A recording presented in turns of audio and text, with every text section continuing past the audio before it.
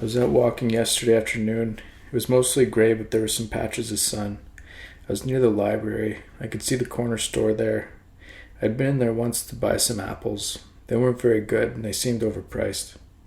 I think I bought something else when I was there as well. Something Miriam's mom asked me to get. I can't remember what. I can feel at times like I'm too tired to write, but still I sit and try. Because there's a possibility I might get to something. I might have some idea about something that is interesting or meaningful. Or maybe I won't, and I'll just have typed some random thing that has no real significance. A lot of the time it is that. I often feel inferior knowing how much time I spend writing in this closed loop in my own orbit. I'm wondering in what ways I'm lying to myself, in what ways I'm bullshitting myself. I suppose at a certain point I have to accept the narcissism of what I'm doing and enjoy it. I read over a bit of what I wrote yesterday. The part that stood out to me was taking Nora to the doctor for her shot. Maybe there's a way of developing that into something. There's a way of ramping everything up into her getting the shot and it not hurting at all. The way she almost cried but then kept it in. It would end with us in the car home, trying to keep her awake for her nap, and then Miriam would take her inside through the rain, me in the car collecting her toy. Is it futile to write this extensively, trying to find myself within myself, or will I do better finding myself in something beyond myself? But it seems that self-indulgence and narcissism are the bread and butter of a writer. Writing about myself is the task. It has to be enough. It doesn't need to be dressed up in some way. It can be that simple. To write for myself, to such an extent that it is nauseating, that it is beyond comprehension, that it is exhausting, that it has spent so much time visiting with self-indulgence and narcissism that they are exhausted into oblivion. I have to trust that it will show, instead of being so anxious to prove that I put the effort in. I don't know if I'll ever overcome that one, the need to prove my worth.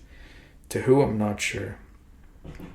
How would I write then, if I knew I had an audience of 1,000,000? Would I write anything differently? Would I still write about sitting and trying to write? Would I still focus so much on the most mundane details of my life?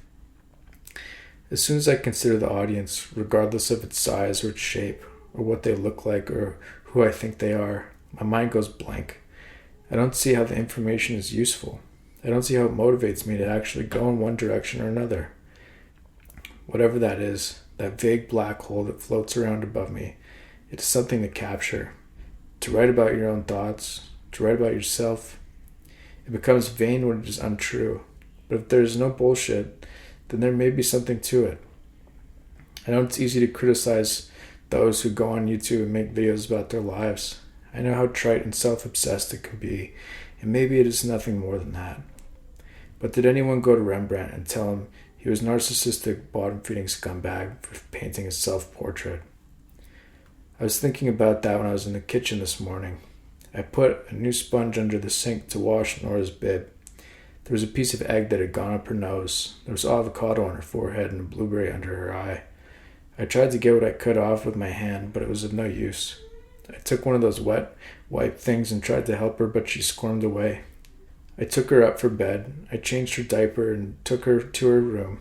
I tried reading her a story, but she kept pushing the pages closed. When I held it further away, she would just yell. So we looked at the pictures for about the amount of time it would take to read it. I closed the blinds the rest of the way and lay her down in her crib. She looked frightened and sad. I told her that I would only be in the room next door and I'd be watching over her in the camera. But she kept screaming. I told her that she'd feel a lot better when she woke up. She screamed louder. I closed the door and came back to my computer. When she stopped crying, I went to find her monitor. Miriam had it with her on the chair. I remembered that Nora's diaper pail was filled to the brim. I went into the room and opened it. The diapers were stuck. It was too full. I kept pulling on it, knowing that Miriam was going to make a comment about the smell. But I couldn't tell her preemptively not to say something, so I waited. As she came over to help, the bag finally slid upward and out of the pail. There was a rip in it, so she went ahead and got a second bag. I stood in the hallway as she tried to open the bag. It was stuck together. Finally it opened and we doubled the bag.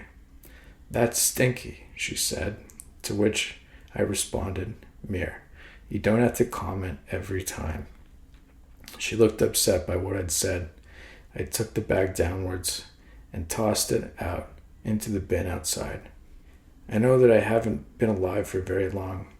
36 years. By the time I was born, by any standard really, it was already the future. Sometimes I have the sense that it's impossible to be wise in the world that we live in. It seems like wisdom is the ship that didn't bother following along to the direction that we've gone. We have to get off the boat and paddle there in a dinghy. So we go, paddling along, trying to do what is right. Knowing it matters, but not really understanding why.